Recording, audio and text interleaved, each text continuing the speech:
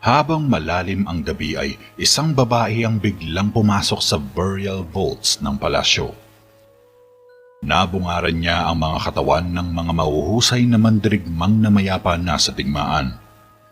Nakahilata lang ang mga ito sa ibabaw ng kani-kanilang mga tomb na parang mummy lang na nakadisplay. Sinadyang ipreserba ang kanilang mga katawan ng naunang hari, hindi para i-display lang sa vaults, kundi para tingalain din sila ng iba at para na rin hindi masayang ang mga karangalan at kagitingang naiambag nila sa Theravada. Nakarating ang babae sa pinakadulo ng libingan at huminto ito sa isang mandirigmang nakasuot pa ng body armor habang nasa loob ng sarcophagus. Tinitigang mabuti ng babae ang himlayan ng mandirigma. Nakabihis ng velvet wardrobe ang babae at may balabal sa ulo. Hinubad niya ang balabal at lumitaw ang mukha ni Sarah o Nimue, ang babaeng mangkukulam na nagtatangkang kumitil sa buhay ng prinsipe. Maya-maya pa ay itinapat na ni Sarah ang kanang kamay niya sa bandang gitna ng sarcophagus. Ito ang nagsisilbing coffin ng mga taong pinapreserba noong ancient times. Pinagsama-sama ang bato, ginto, kahoy at putik para lang mabuo ito.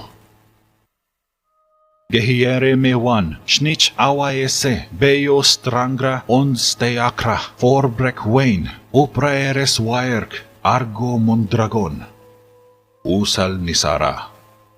Unti-unting nagkakalamat ang sarcophagus na pinaghimlayan ng mandirigma hanggang sa binasag na ito ng isang kamay at napangiti si Sarah.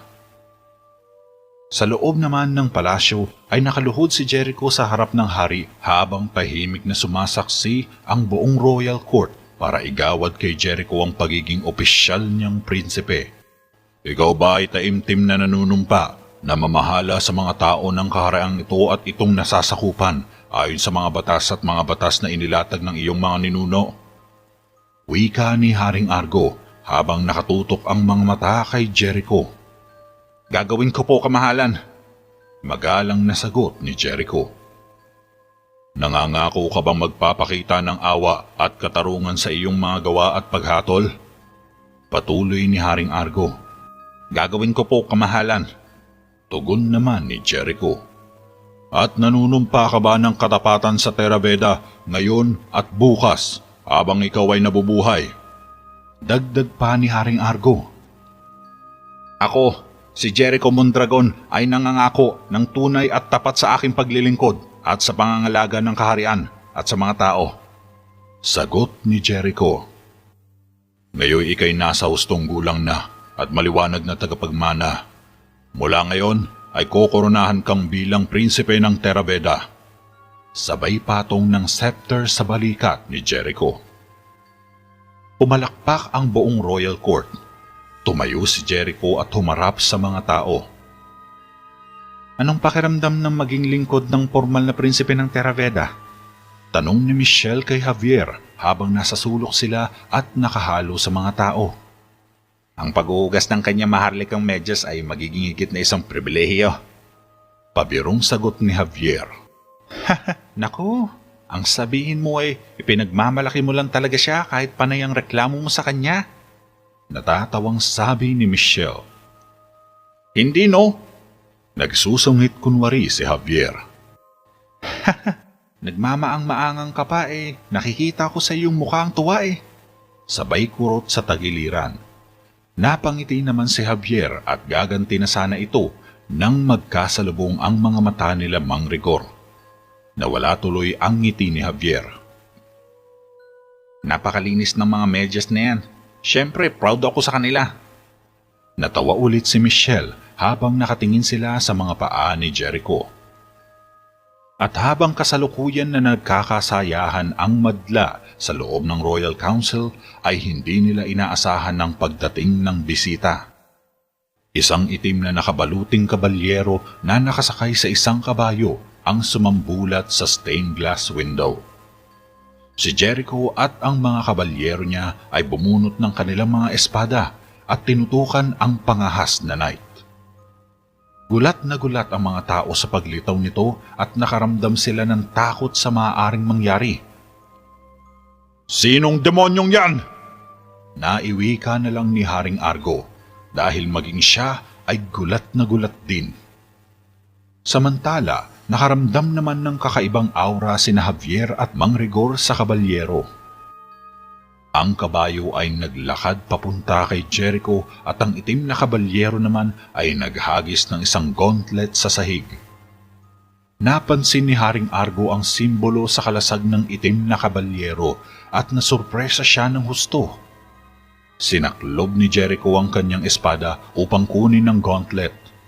Ngunit isang kabalyero ang unang dumampot nito.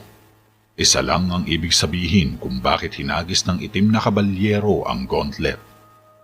Hinahamon niya sa madugong laban ang prinsipe. "Ako si Kaloy, at ako ang tatanggap sa iyong hamon," matapang na sabi ni Kaloy.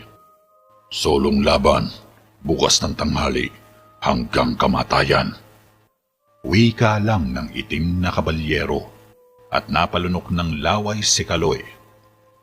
Dahan-dahang naglakad palabas ang itim na kabalyero habang sa kanya lang nakatutok ang tingin ng lahat. Napakalaking misteryo sa kanila kung sino ito at kung saang impyerno ito nanggaling. Pagdating sa bahay, hindi muna natulog agad si Mang Rigor. Gagawa muli siya ng panibagong gamot dahil naubusan siya ng reserba at kulang na kulang ang stocks sa listahan nito.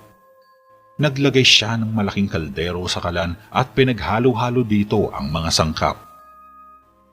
Lumabas naman ng kwarto si Javier dahil hindi rin siya makatulog sa kakaisip sa misteryosong itim na kabalyero. "Nakita mo na ba noon ang itim na kabalyerong ito?" tanong ni Javier habang nakasandig siya sa pader. "Hindi ko pa siya nakikita," sagot lang ni Mang Rigor. "Hindi mo ba natatandaan ang kanyang simbolo?" tanong ulit ni Javier. "Simbolo?" ani ni Mang Rigor. "Parang may bahay na nakaguhit doon. Kaninong bahay kaya yun?" kasunod na tanong ni Javier. "Hindi ako sigurado. Hindi ko ito nakita ng malinaw," tugon naman ni Mang Rigor. "Pero alam kong hindi siya yung taong madali mo lang makalimutan," saad ng binata. Posibleng kilala rin ito ni Mang Rigor, ngunit ayaw lang nitong sabihin ang totoo sa kanya. "Hindi," maikling sagot ng matanda. "Kung ganun, hindi mo alam na taga dito siya?" pangungulit pa ni Javier. "Mukha nga," maiksing tugon ni Mang Rigor. "Kung ganun, anong ginagawa niya rito?" pagtataka ni Javier. Malaking palaisipan sa kanya ang itim na kabalyero, lalo na ang napakasamang aura na lumalabas dito. "Javier, ang iyong pananalig sa aking maikling kaalaman ay parehong nakakaantig at lubos na nakakaaliw. Kung natapos mo na ang iyong trabaho, maaari ka nang matulog at iwan mo na ako dito para matapos ko na to," wika ni Mang Rigor. "O sige, matutulog na ako." Naglakad na patungong kwarto si Javier pero muli itong lumingon kay Mang Rigor. Tiyo?" "Bakit tiyo?" ani ni Mang Rigor. "Sa tingin mo ba, kayang-kaya itong matalo ni Kaloy?"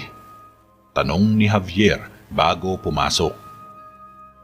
"Malalaman natin yan sa lalong madaling panahon," tugon naman ni Mang Rigor. Pumasok na si Javier sa kwarto at nagpatuloy na rin si Mang Rigor sa kanyang ginagawa. Samantala, nasa loob naman ng silid ng prinsesa si Jericho. Nakabihis na ng nightgown si Raya habang suot pa rin ni Prinsipe Jericho ang chainmail niya. Kasama din nila sa kwarto si Michelle habang hinahanda ang higaan ni Raya. Nakikinig lang ito ng tahimik sa magkapatid na Maharlika. "Hindi niya dapat pinulot yun," pag-aalalang wika ni Jericho. Si Kaloy ang tinutukoy niya. Alam niyang mahusay sa pakikipaglaban si Kaloy dahil isa ito sa mga kabalyerong sinanay niya at nakapasa sa pagsusulit. Ngunit alam din niyang hindi pag-aanong sapat ang kaalaman ni Kaloy para harapin sa solong duelo ang misteryosong kabalyero na nagpakita sa seremonya kanina. Kung gayon, putulin mo na, saad ni Raya. Ang hamon ay natuldukan na. Hindi ko na ito mapipigilan pa, sagot naman ni Jericho. Kung ganun, ikaw na lang ang lumaban para sa kanya, mungkahi ni Raya. Napatingin si Jericho sa mga mata ng kapatid. Hindi pwede, malungkot na sabi ng prinsipe. Bakit hindi? Mataas na boses ni Raya. Siya na mismo ang pumulot niyon. Si Kaloy ang dapat lumaban. Yun ang patakaran ng isang kabalyero at alam niya yun. Paliwanag ni Jericho. Pero ito isang labanan hanggang kamatayan. Natatakot na sabi ni Raya. Alam ko. Naglakad na palabas ng silid si Jericho at naiwan sina Michelle at Raya na nag-aalala para sa kabalyerong si Kaloy. Kinabukasan, maagang gumising si Mang Rigor para pumunta sa silid ng talaan. Pagdating niya roon ay naabutan niya si Manu na nagbabasa ng libro sa desk nito. Napatayo ito nang makita siya. Mukhang alam na ng kaibigan niya kung anong isinadya rito. Kaawaan ka ng Diyos, Rigor, ani ni Manu. Alam mo kung bakit ako nandito? Lumapit si Mang Rigor sa harap ng desk ni Manu. Ang itim na kabalyero, sagot ni Manu. Sa tingin mo, siya kaya yon? Medyo may pangambang tanong ng matandang manggagamot.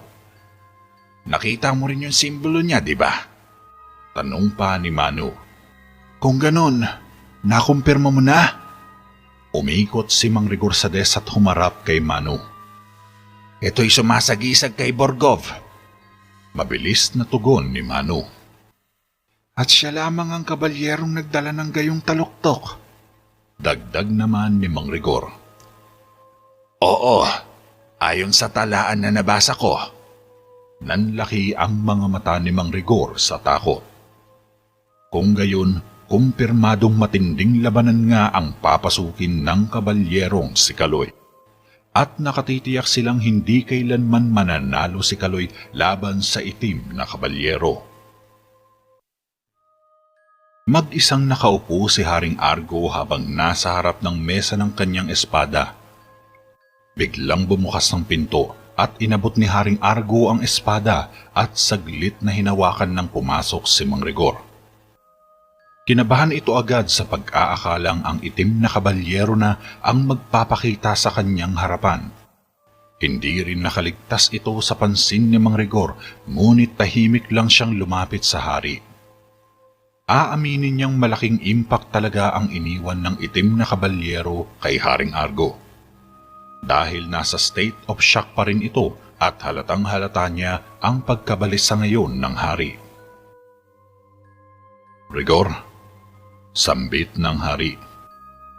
Ipagpaumanhin niyo po, kamahalan. Sabay nagbaw si Mang Rigor. Anong sadya mo? Direktong tanong ng hari. Ang misteryosong kabalyero. Dala niya ang taluktok ni Borgov. Sagot ni Mang Rigor. Alam ko. Maiksing sagot ng hari.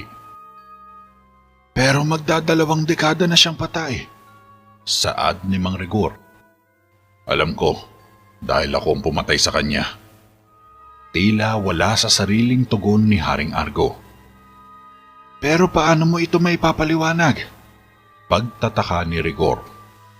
Hindi na babalik ang mga patay. Saglit na nagkatitigan sina Haring Argo at Mang Rigor. Nagbaw lang si Mang Rigor at lumabas na ng silid.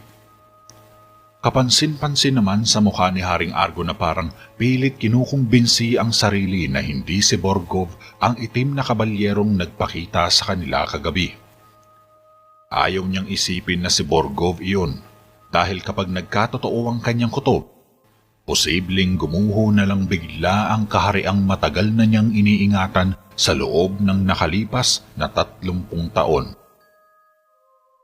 Samantala, nakatayo lang sa harap ng main square ng kastilyo si Borgov at may hawak siyang isang itim na bandila. Di man kita ang kanyang muka ay halatang mabalsik ang titig nito sa Terabeda. Samantala, tinutulungan naman ni Javier at Jericho si Kaloy sa paghahanda niya sa solong laban mamaya.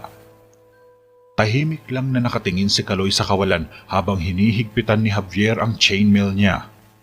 Halatang kinakabahan ito at natatakot sa laban.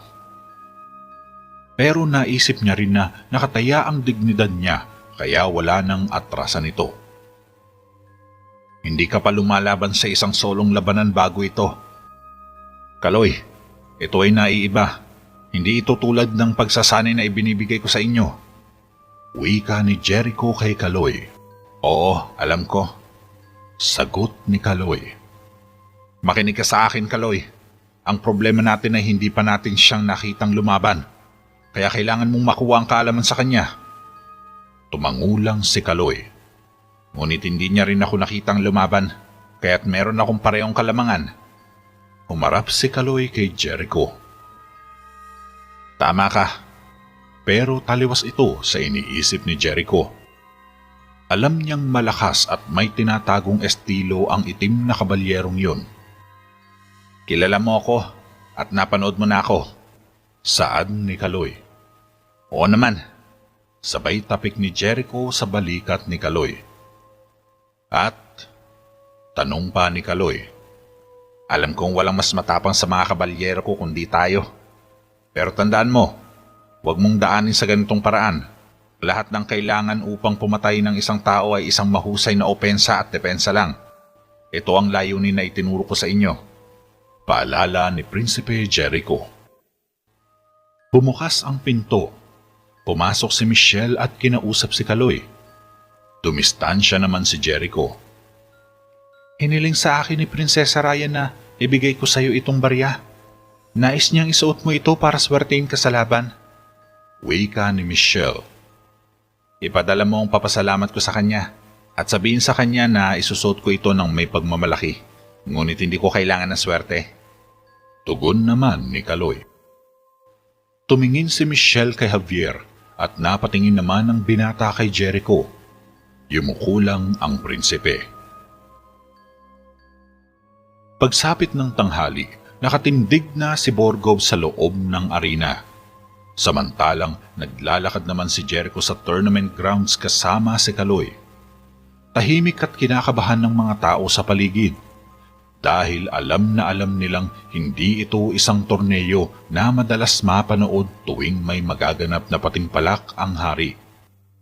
Ito'y labanan ng mga kabalyero hanggang sa kamatayan. Tiyak, may isang mananatiling nakatayo sa arena at posible ring may isang nakabulagta pagkatapos ng laban. Tandaan mo ito, Kaloy. Hanapin mo lang ang daloy ng laban. Subukan mong kontrolin ito upang umayon sa iyo ang lahat. Paalala pa ni Jericho at pumasok na sila sa arena. Ang laban ay nasa tuntunin ng kabalyero. Ang laban ay hanggang kamatayan. Wika ni Jericho habang nakatayo siya sa gitna ng dalawang knights. Nakatitig lang si Kaloy sa itim na kabalyero. Isang kawal ang lumapit kay Kaloy at inabot sa kanya ang helmet, kalasag at espada. Simulan na ang laban! Umalis na si Jericho matapos sabihin yun. Nag-fighting pose si Kaloy matapos maisukob sa ulo niya ang helmet. Mabilis na umatake ang kabalyero at biglang inundayan sa ulo si Kaloy. Nasalag naman ito ng kalasag. Gumanti si Kaloy at hinataw sa tiyan ng kabalyero pero naiharang agad nito ang kalasag. Clack!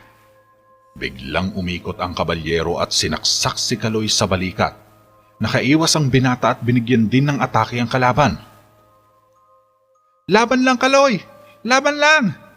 Wika ni Michelle sa gilid ng arena. Lahat ng manonood ay parang hindi makahinga sa laban.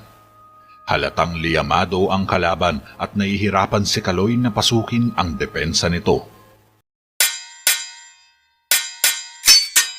Nagpalitan ng mga taga sina Kaloy at Borgov. Nagtapon ng atake si Kaloy sa binti ng kabalyero pero nag-sidestep lang ito at nagbitaw ng hiwa sa leeg ni Kaloy. Klang! Nasalag ito ng espada ni Kaloy pero natulak siya sa impact at muntik ng ma-out of balance. Mabuti na lang at nakapag-adjust siya ng balanse kaya di siya natumba. Dumistansya si Kaloy at inikutan niya si Borgov. Natahimik lang ito sa pagsunod sa kanya at bigla naman itong umatake. Plag! Halos mawasak na ang kalasag ni Kaloy nang ito'y kanyang iharang at inipit ang atake ng kabalyero. Nag-counter si Kaloy at binigyan ng straight down at straight up si Borgov. Klang! Klang! Klang! Panay salag ang nagawa ni Borgov habang umaatras pero biglang nag-swing ito ng diagonally attack sa ulo ni Kaloy. Halos mahati ang ulo ni Kaloy. Napasigaw ang mga tao at napatayo silang lahat. Muntik na naman matamaan si Kaloy. Mabuti na lang ay naiharang niya agad ang kalasag pero pagkatumba ang naidulot nito dahil sa impact. Buisit! Napamura si Kaloy at napatayo agad. Inikot-ikot ni Borgov ang espada nito sa kamay at binantayan ng galaw ni Kaloy.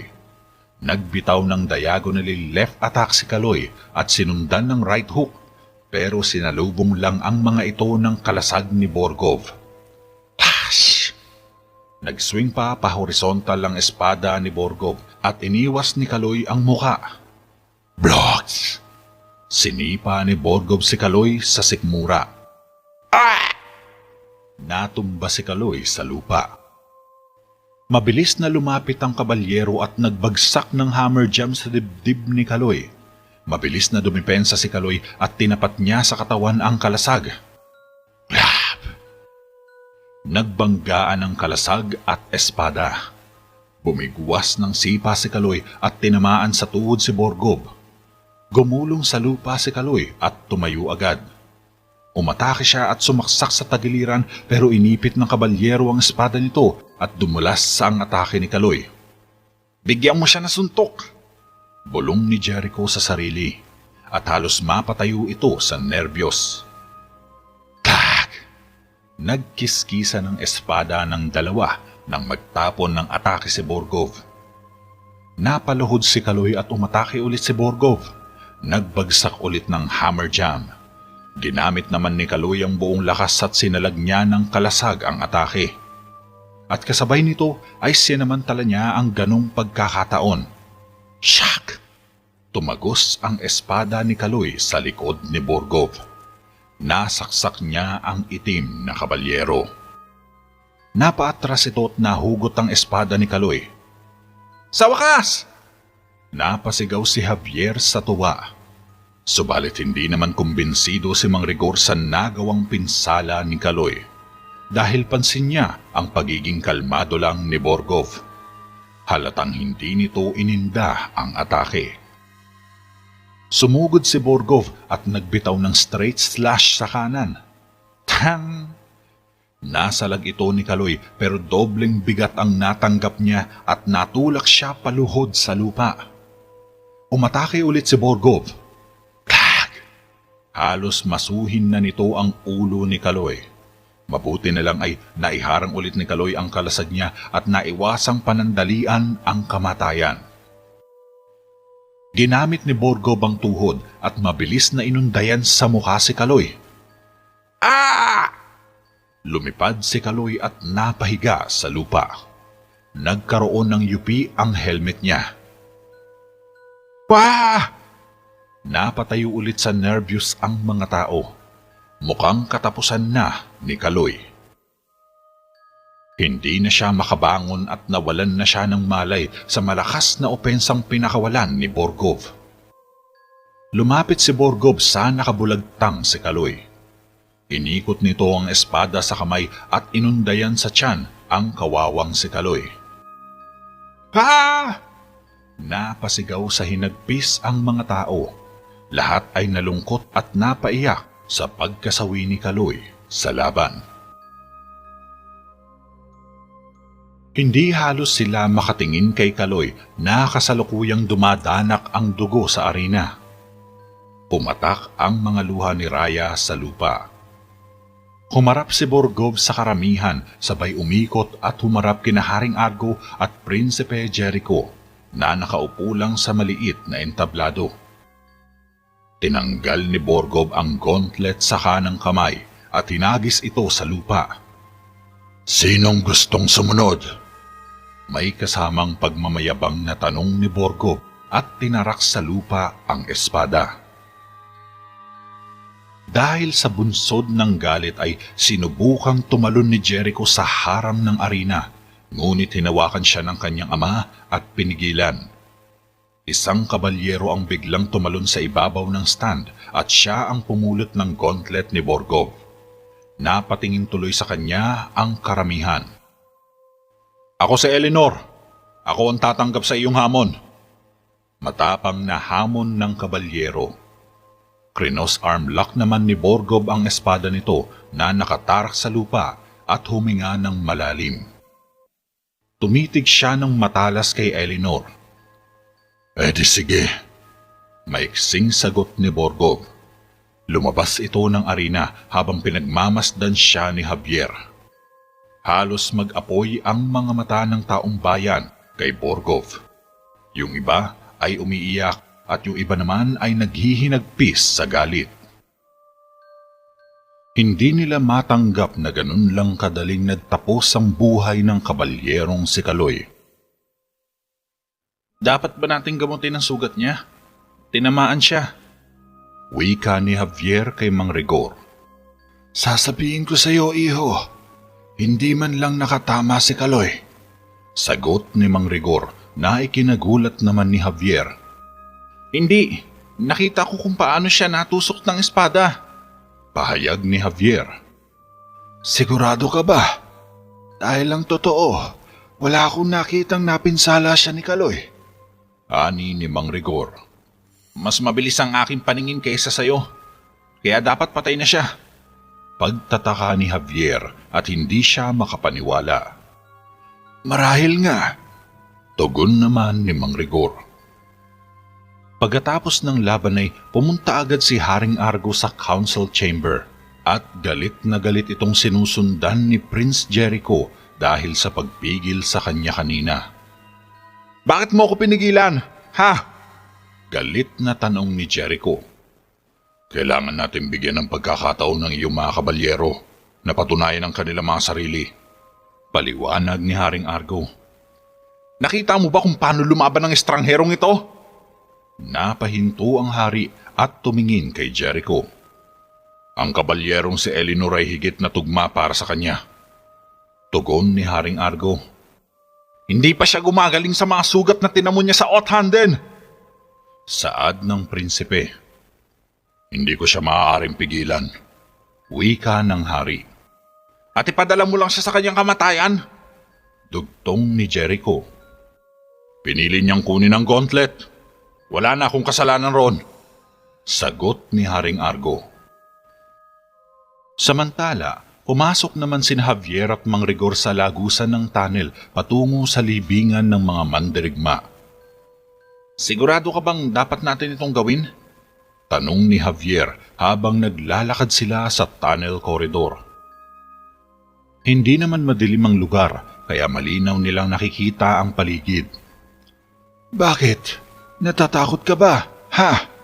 Saad ng matanda. "Hindi. Gusto kong makakita ng mga lumang bagay, kaya hindi ako matatakot kahit sa mga patay pa." Tugon ni Javier, ngunit napatalon siya sa gulat nang biglang kumalabog ang pinto sa likod nila. "Baka bugso lang ng hangin," wika ni Mang Rigor. Wala na silang nakikita dahil nilamon na ng kadiliman ang paligid nila. Dapat tayo nagdala ng sulo." Nanginginig na boses ni Javier. Halatang dinapuan na siya ng takot sa katawan. Binatukan siya ni Mang Rigor at sumingkit ang mga mata ni Javier. Napatingin sa gilid ang binata. "Leot Bora!" Biglang nagliyab ang kahoy na nakasabit sa dingding. Kinuha ni Javier ang isang kahoy at nakasindi sa apoy. Pinasok na nila ang madilim na Boreal bolts. Pagdating nila sa loob ay sinuri agad ni Mang Rigor isa-isa ang mga mandirigmang nakamamified sa ibabaw ng kanilang mga himlayan. Ano bang hinahanap mo? Tanong ni Javier. Dalin mo ang sulo rito. Sagot ni Mang Rigor at nakita nila ang nakabukas na libingan. Bakit? Anong meron dito? Isang bukas na libingan lang naman yan ng isang tao. Ani ni Javier at tinitigang mabuti ang sarcophagus. Mukhang huli na tayo. Sa nakikita ko, may taong sumira nito. Teorya pa ni Mang Rigor at dali-dali silang umuwi sa bahay. Si Borgo ba'y kapatid ni Athena, ang asawa ni Argo? Pagbubulgar ni Mang Rigor habang papasok sila sa bahay. Ang ina ni Jericho? Gulat si Javier sa natuklasan. Namatay si Athena sa panganganak kay Raya, kaya sinisisi ni Borgov si Argo at sumusumpa ito sa pintuan ng Terabeda at hinamon siya. Kwento pa ni Mang Rigor. Sa labanan? Dugtong ni Javier. Nanalo si Argo, ngunit sa kanyang huling hininga, sinumpa ni Borgov ang Terabeda na isang araw ay magdudusa ito sa kanyang pagbabalik. Mukhang ito na nga ang tanda ng kanyang pagbabalik muli. Kinuha ni Mang Rigor ang pinahiram na libro ni Manu at nilapag ito sa mesa. Ang mga tao ay hindi basta-basta babangon mula sa libingan, kahit gaano pa sila kagalit. Saad ni Javier. Binuklat ni Mang Rigor ang libro. Sa palagay ko ay isang bodak ang kinakaharap natin. Tugon ng matanda. Isang bodak? Taka ni Javier. Ang espiritu ng isang patay na tao na hinugot mula sa libingan. Paliwanag ni Mang Rigor. Ito kaya'y kagagawa ng isang mangkukulam? Tanong naman ng binata. Ang makapangyarihang salamangka ay maaaring gamitin ang kalungkutan at galit ng isang pinahihirapang kaluluwa at mabubuhay itong muli. Tugon ng matandang manggagamot. Paano naman natin siya mapipigilan? Kasunod na tanong ni Javier. Hindi natin kaya.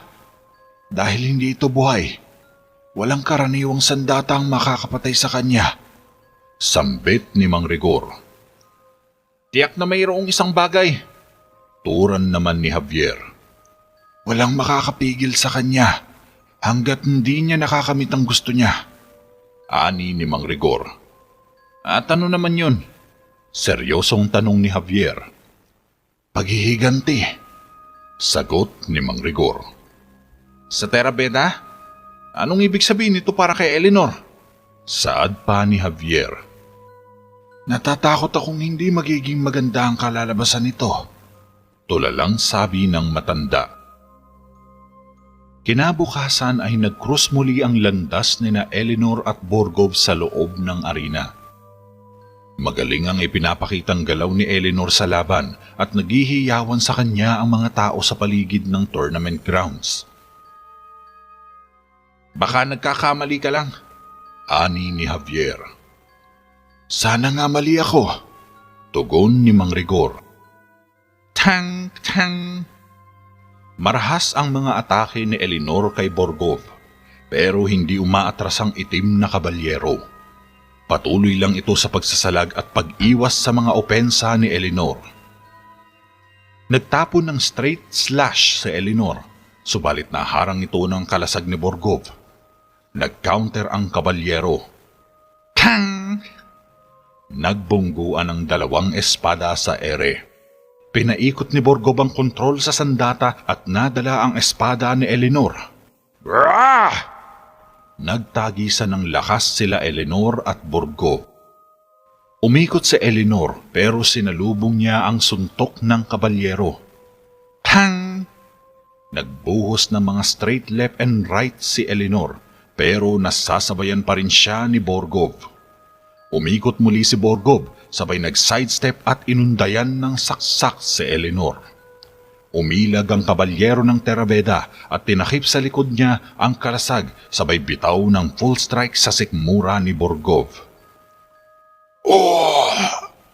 Tumagos ang espada niya sa likod ng kabalyero. Napatayo sina Haring Argo. Napahiyaw ang mga tao sa tuwa at napitlag naman sa upuan si Naraya. Tumagos yung espada, sigurado ako, wika ni Michelle. Tuwang-tuwa din sila sa nangyayari. Nakita ko rin, sagot naman ni Raya. Shanks! Hinugot ni Eleanor ang espada niya at nagtaka siya dahil di man lang natumba si Borgov. Nakatayo lang ito at parang walang iniindang sakit o pinsala.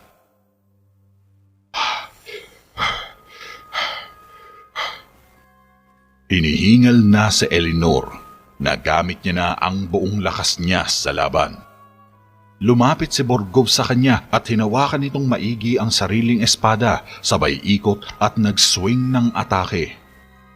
Umilag si Eleanor at umikot pero sa pagharap niya ay ang rumaragasang espada ang sumalubong sa kanya. Gak! Napabuga ng dugo si Eleanor. Shak! Hinugot ni Borgov ang espada at napaluhod sa lupa si Eleanor. Lumapit si Borgov kay Eleanor at tinaas sa ere ang sandata nito. Sak! Tinapos ni Borgov si Eleanor. Napadaing ang mga nakasaksi. Lumingon si Borgov sa mga tao at tinarak muli sa lupa ang sariling espada. Subalit biglang tumayo si Jericho at tinapon niya ang kanyang gauntlet kay Borgov. Sinubukan pa itong pigilan ni Haring Argo pero huli na. Ako si Jericho Mondragon. Hinahamon kita! Matapang na wika ni Jericho. Edi sige. Sagot lang ni Borgov. Maglaban tayo bukas ng tanghali. Ani ni Jericho. Parang inipit naman ng langit at lupa si Haring Argo matapos marinig ang hamon ng anak kay Borgov. Hindi siya agad makapagsalita. Hindi siya agad nakareact sa mabilis na pangyayari. Wala ring lumalabas na salita kina Michelle at Raya. Parang natameme silang lahat sa sinabi ni Jericho. Hinugot ng kabalyero ang espada sa lupa at naglakad palabas ng arena. Nadaanan pa ni Borgov sina Mangrigor at Javier, ngunit nilagpasan lang nito na parang hangin ang magtiyo. Matapos nito ay nagkatinginan naman sina Mangrigor at Haring Argo. Tila mga mata lang nila ang nag-uusap. Hinintay ni Jericho sa loob ng council chamber ang amang hari. Nakatayo lang ito sa kanto ng lamesa habang malalim ang iniisip. Dalawa na ang napapatay ni Borgov sa mga kabalyero niya, kaya dobleng galit at puot ang nararamdaman niya ngayon. Hindi niya napapayagan na may malagas pa sa mga tauhan niya. Kaya siya na ang titindig sa arena upang iwagayway ang dangal at kagitingan ng Theraveda. Haharapin niya sa duelo si Borgov, isang duelo ng kamatayan. Wala na siyang pakialam kung ano ang kahihinatnan ng laban. Handa na siya makipaghatakan ng kaluluwa sa itim na kabalyerong si Borgov. Biglang bumukas ang pinto at pumasok sa loob si Haring Argo. Matalim ang titig nito sa anak. Paano ka naging tanga, ha? Babawiin ko ang hamon. Galit na lumapit si Haring Jericho. Hindi, ang batas ng kabalyero ay dapat panindigan. Iyan ang sinabi mo sa akin. Pagtutol ni Jericho. Naka-cross-arm lang ito. Pero ibang usapan ito. Wika ng hari. Kapag naibigay na ang hamon, ay hindi na ito mapapawalang bisa pa. Sagot ni Jericho. Ikaw ay nakoronahan ng prinsipe. Sigaw naman ni Haring Argo. Hindi maaaring maging isang tuntunin para sa akin at isa para sa lahat. Buong-buo na ang desisyon ng prinsipe. Pinagbabawalan kitang lumaban! Matigas na sabi ni Haring Argo. Hindi ba't gusto mong patunayan ko kung karapat-dapat ako sa trono? Hindi ko yun magagawa kung magiging duwag ako. Tugon ni Jericho. "Wag anak, ito ang magiging kamatayan mo." Pigil ng hari, pero talagang matigas ang ulo ni Jericho. Kahit anong sabihin ni Haring Argo ay hindi ito nakikinig. Gusto niyang harapin at tapusin si Borgov sa laban. Ito lang ang tanging nasa isipan niya. Alam niyang nag-aalala lang ang kanyang amang hari, pero ito ang laban sa buhay niya na wala nang atrasan. "Nalulungkot ako dahil napakaliit ng tiwala mo sa akin, ama." Malungkot na umalis si Jericho sa council chamber. "Jericho! Bumalik ka!" Sigaw ng hari, pero hindi na lumingon pa sa ama si Jericho. Samantala, paikot-ikot naman sa loob ng bahay si Javier. Sa isip niya ay malaking kalokohan ang ginawa ni Jericho. Tiyak niyang mamamatay lang din ito sa kamay ng itim na kabalyerong itim na si Borgov. Bukas na ng tanghali magsisimula ang laban, kaya kailangan niyang makaisip ng paraan. Kailangan niyang kumilos. Kailangan niyang tulungan si Jericho kundi ay babagsak ng tuluyan ang kaharian kapag nawala ang tinaguriang kalasag ng Terabeda. "Tama ka nga," wika ni Javier. "Sana hindi," pabalang na sagot ni Mang Rigor. Napahinto si Javier at sinungitan ng tingin ng tiyuhin niya. "Kung lalabanan ni Jericho ang bodak na yun, mamamatay siya," saad ni Javier. "Siya ang pinakamalakas na mandirigma sa Terabeda. Kung sino man ang makakatalo dito, siya yun," tugon naman ni Mang Rigor. "Sabi mo kanina, walang karaniwang sandata ang makakapatay dito. Ibig sabihin ay kailangan nating humanap ng paraan para talunin ang bodak mismo," mungkahi ni Javier. "Ano naman ang maipapanukala mo?" tanong pa ni Mang Rigor. "Kung walang mortal na espada ang makakapatay kay Bodak, ako ang gagawa." Tumakbo si Javier sa kanyang silid para kunin ang magical book. Sa paraang mahika, dala ni Javier ang libro at binuklat niya ito sa mesa. "Javier, ito'y masyadong mapanganib." Pigil naman ni Mang Rigor. "Wala na tayong pagpipilian," tugon ni Javier. Kinagabihan, nakatayo si Borgov nang hindi gumagalaw sa labas ng kastilyo. Nakatutok lang ang paningin niya sa bintana ni Haring Argo habang nasa kamay pa rin ang itim na bandila. Sa loob naman ng council chamber ay makikitang mabagal na naglalakad si Haring Argo sa silid ng konseho. Biglang pumasok si Mang Rigor at yumuko. "Magandang gabi, kamahalan," pagbati ng matandang manggagamot. "Rigor," nasambit ni Haring Argo. "Nasa isang bagay tayo ng matinding pangangailangan. Dapat ko itong talakayin sa iyo, kamahalan," panimula ni Mang Rigor. "Sige, sabihin mo." Pagbibigay otoridad ng hari. "Walang laman ng libingan ni Borgov. Naniniwala akong may humatak sa kanya mula sa himlayan," wika ni Mang Rigor. "Paano ito naging posible?" Medyo nagulat si Haring Argo. "Naniniwala akong siya ay isang bodak," saad ni Mang Rigor. "Isang masamang espiritu?" Nanlaki ang mga mata ng hari. "Siya ay dumating upang magiganti para sa pagkamatay ni Athena," paliwanag ng matanda.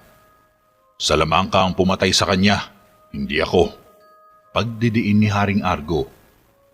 "Gayunpaman, ikaw ang sinisisi niya. Hindi mo maaaring payagan si Jericho na lumaban. Walang sandata na gawa ng tao ang makakapatay sa bodak. Ito'y titigil lamang kapag nakuha na ang hangad nito. Hindi mananalo si Jericho sa laban. Mamamatay lang siya." Paglilinaw naman ni Mang Rigor. "Hindi siya nakikinig sa akin," anang ng hari. "Kung gayon, dapat mong sabihin sa kanya kung sino ang kabalyero," mungkahi ni Mang Rigor. "Ayoko," pagtanggi ni Haring Argo. "Hindi mo maaaring itago na lang ang katotohanan magpakailanman," saad ni Mang Rigor. "Ako ang hari. Hindi mo dapat ako diktahan sa kung ano maaari at hindi ko maaaring gawin. Matigas na sabi ni Haring Argo. Desisyon mo yan, kamahalan. Sasabihin mo sa kanya o hahayaan mo siyang lumakad sa kanyang kamatayan. Ani ni Mang Rigor. Walang iba kundi ikaw at ako lang ang nakakaalam ng sekreto ng kapanganakan ni Jericho. Sambit naman ng hari. Ang bata ay nasa edad na. Dapat niyang malaman ng totoo. Anas ni Mang Rigor. Hindi kailanman. Kumuha ka sa akin ng panunumpa noon. Binabalaan kita na wag mo itong sirain. Pagbabanta pa ni Haring Argo. Nasa inyo ang pasya, kamahalan. Huling sabi ni Mang Rigor. Iwan mo na ako. Sagot ni Haring Argo. Yumuko si Mang Rigor at tahimik na lumabas ng silid. Naiwan namang magulo ang isip ni Haring Argo. Hindi niya alam kung anong gagawin. Pinapatigas pa rin niya ang puso at tinatapon ng konsensya upang wag lang maisiwalat ang katotohanan. Ayaw niyang maging mitya pa ito ng pagkakaroon ng galit at puot ng mga anak sa kanya. Sa labas ng kastilyo, naispatan ni Javier na nakatayo lang si Borgov sa gitna ng main square at hindi gumagalaw. Nagtago siya sa may pillars at napansin niya ang nakasinding apoy sa may gilid. Sinubukan niyang gamitan ito ng spell. Kume her Firebrine! Dahan-dahang gumuhit ng apoy at luminya ito sa patungo kay Borgov. Pumalibot dito ang apoy, ngunit naapula din ito agad at nanatiling hindi nasaktan si Borgov. Tumingin si Borgov kay Javier, sabay umungol. Napatakbo si Javier sa takot. Kumalabog ang pinto ni Jericho nang pumasok si Javier sa kwarto. Napatigil sa pag-iensayo ang prinsipe kahit gabing-gabi na at tumingin kay Javier. Javier, alam mo ang pag-uusap natin tungkol sa Napatigil si Jericho. Kailangan mo tong ihinto, dugtong ni Javier. At bakit ko naman ihinto ang laban? Inis ni Jericho. Dahil papatayin ka niya, wika ni Javier. Bakit ganyan ang iniisip ng lahat? Ani ni Jericho. Dahil tama nga sila. Umatras ka na lang. Nakoronahan ka bilang prinsipe. Walang gusto makita kang mamatay dahil lang sa isang hangal na hamon. Galit na sabi ni Javier. Hindi ako duwag. Sambit ng prinsipe. Alam ko yun. Nakatayo ako doon at napanood kong nalampasan mo ang bawat takot at kabang naranasan mo. Turan ni Javier. Yan ang hinihiling sa akin. Wika ni Jericho. Ngunit hindi ka pa riyan. Hindi ka basta-basta mandirigma. Ikaw ay prinsipe. Magiging hari sa hinaharap. Napatunayan mo na ang iyong tapang. Ngunit dapat mo ring patunayan ang iyong karunungan. Saad ni Javier. Hindi nga ako atras. Giit naman ni Jericho. Lumapit si Javier sa bintana. Pakiusap, Jericho. Makinig ka sa akin. Ito ay hindi ordinaryong kabalyero. Tingnan mo siya. Hindi siya kumakain. Hindi siya natutulog. Nakatayo lang siya doon at tahimik. Hindi ba siya nagsasabi sa iyo ng ilang bagay? Tanong pa ni Javier, sabay lapit kay Jericho. Wala, at hindi ako natatalo. Tugon ng prinsipe. Kung lalabanan mo siya, mamamatay ka lang. Sabi ni Javier. Hindi ako makikinig dito. Naririndi na ito sa mga sinasabi ni Javier.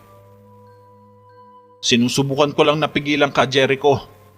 Katwiran pa ni Javier, ngunit sadyang bingi na si Jericho. Hindi na siya makikinig sa sasabihin ng iba. At binabalaan din kita, Javier. Sabay tutok ng espada kay Javier. Hindi nakareact ang binata. Lumabas ito ng silid na mabigat ang loob. Sa council chamber naman, paikot-ikot lang si Haring Argo sa mahabang lamesa. Balisa at hindi makapag-isip ng maayos. Tanging liwanag lang ng mga kandila ang nagbibigay ilaw sa paligid. Dinampot ni Haring Argo ang kupeta sa laman at uminom ng alak. Maya-maya pa ay biglang namatay ang mga kandila at napalingon si Haring Argo. Nakita niya si Nimue alias Sara. Dapat man lang alam ko na darating ka. Tila hindi man lang nasurpresa si Haring Argo. Ito'y higit pa sa inaasahan ko, Argo. Malapit nang mamatay si Jericho. Ipapadala mo siya sa kanyang kamatayan. Wika ni Nimue. Hindi ka ba napapagod sa pag-iiganti? Anang ng hari. Ikaw, hindi ba? Ikaw ang nag-umpisa ng digmaang ito mula nang itapon mo ko sa korte at pinatay ang lahat ng kauri ko. Sagot ni Nimue. Dinala mo ito sa iyong sarili. Nagsagawa ka ng kasamaan. Ani ni Haring Argo. Kaibigan mo ko, Argo. Tinanggap mo ko dito. Saad naman ni Nimue. At sinira mo ang pagkakaibigang yun. Wika naman ni Haring Argo. Ginawa ko lang ang hiniling mo. Natahimik ang hari. Ginamit ko ang salamangka na hinahamak mo para maibigay sa baog mong asawa ang mga anak na hinahangad mo. Patuloy ni Nimue. Huwag kang magsalita ng ganyan sa kanya. Siya ang aking puso, ang aking kaluluwa. At kinuha mo siya sa akin. Maluhaluhang sabi ni Haring Argo. Namatay siya sa panganganak sa huling anak mo. Hindi ko yun pinili. Yan ang batas ng salamangka. Upang lumikha ng isang buhay, kailangan may kamatayan. Ang balanse ng mundo ay kailangan may kabayaran. Tugon naman ni Nimue. Alam mo palang mamamatay siya dito, pero hindi mo man lang sinabi sa akin. Ani ni Haring Argo. Hindi, nagkakamali ka. Kung nakita ko lang ang kanyang kamatayan at ang kakilakilabot na kaparusahan na haharapin niya, hindi ko sana tinupad ang hiling mo. Paliwanag ni Nimue. Sana'y hindi ka na lang dumating. Matalas ang titig ni Haring Argo kay Nimue. Kaya sana wala kang anak? Kung ganun, matutupad ang hiling mo bukas. Tugon ni Nimue. Hindi ako papayag na kunin mo siya! Sambit ng hari. Napanood ko ang napakaraming taong mahal ko na namatay sa iyong mga kamay, Argo Mondragon. Ngayon, ay yung iyo naman ang kukunin namin. Makahulog ang sabi ni Nimue. Napayuko si Haring Argo sa pagsisi, ngunit pagbaling ng kanyang tingin ay wala na si Nimue sa harapan niya. Nawala na lang ito na parang bula nang wala man lang pasabi. Sa kabilang dako, hindi pa umuwi ng bahay si Javier. Nagpunta siya sa Hall of Records upang mangalap ng impormasyon tungkol sa mga lumang tomes. Pinagbubuklat niya ang mga aklat na nakahilera sa mga bookshelves. Nabitawan niya ang isang libro at nahulog sa sahig. Dinampot ito ni Javier, ngunit 2 pares ng mga paa ang nakita niya. Napatingala si Javier at sumambulat sa kanya ang masungit na muka ni Manu. Paano ka nakapasok dito? Tanong ni Manu. Nakabukas ang pinto Sagot ni Javier. Hindi. Naalala kong sinara ko ito. Wika ni Manu. Baka may iba lang na nagbukas. Palusot pa ni Javier. Kung gayon, at naisip mo na papasok ka na lang bigla nang wala man lang abiso sa akin? Saad ni Manu. Naghahanap ako ng libro para kay Tio Rigor. Sa tingin niya ang itim na kabalyero ay isang bodak. Pahayag ni Javier. Kung gayon, si Jericho ay nasa matinding panganib. Turan naman ni Manu. Yan ang dahilan kung bakit ako nandito. Kailangan ko mahanap ang sandatang makakapatay sa isang bagay na patay na. Tumayo si Javier at pinagpag ang alikabok sa tuhod niya. Bueno, may nabasa na akong ganong mga bagay sa mga sinaunang talaan. Pahayag ni Manu. Talaga? Bakit? Anong sinabi nito? Nagkaroon ng interes ang binata. Maraming pabula ang nagsasalita tungkol sa sinaunang espada. Salaysay ni Manu. Makakapatay kaya ito ng taong patay na? Tanong pa ni Javier. Ang espadang binabanggit ng pabula ay maaaring sirain ng anuman. Buhay man o patay na. Paliwanag ni Manu. Maaari mo bang ipakita sa akin ang isa sa mga pabulang ito? Pakiusap ni Javier. Sige, pag-iisipan ko. Sige, payag na ako. Isang segundong desisyon ni Manu. Naghalungkat ito ng mga libro sa isang bookshelves. Pakibilisan po, Manong. Medyo nagmamadali ako eh.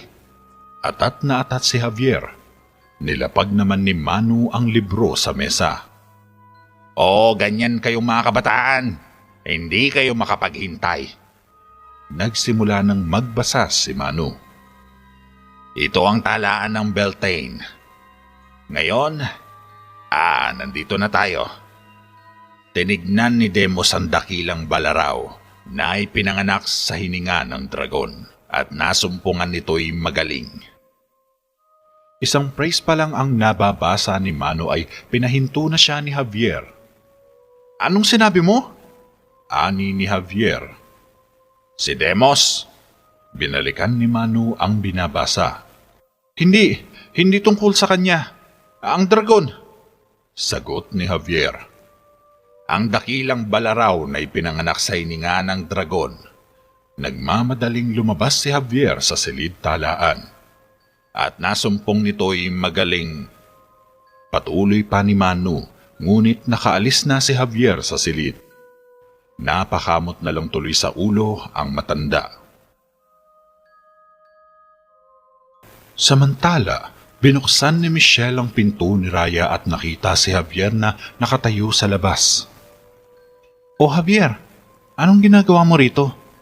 Pagtataka ng dalaga. Nandito ako para sana humingi ng pabor sa'yo. Sagot ni Javier. Napangiti si Michelle. Ano naman yun? Wika ng dalaga. Hindi ako sigurado kung paano sasabihin eh. Tila nahihiya pa si Javier. Sabihin mo na, Javier. Alam ko mabibigyan kita ng kahit ano. Ibig kong sabihin, wala naman. Oo, wala naman. Ano bang gusto mo? Halatang namula ang pisngi ni Michelle. Naparito ako para humingi ng espada. Ang pinakamalakas na espada na ginawa ng iyong ama. Tugon ni Javier na ikinagulat ng dalaga. Para saan naman? Tanong pa ni Javier. Para iligtas si Jericho. Wika ni Javier. Nakatingin naman si Jericho sa bintana ng kanyang silid at pinagmamasdan lang sa labas si Borgov. Biglang pumasok si Raya. Ayokong lumaban ka bukas. Wika ni Raya. Nag-aalala ka ba sa akin? Hindi lumingon si Jericho. Tahimik lang siyang nakatingin kay Borgov na nananatiling nakatayo sa labas. Hindi ko alam kung ano to. Pakiusap. Huwag ka nang lumaban. Pakiusap ni Raya. Kailangan kong gawin to. At tungkulin ko ito.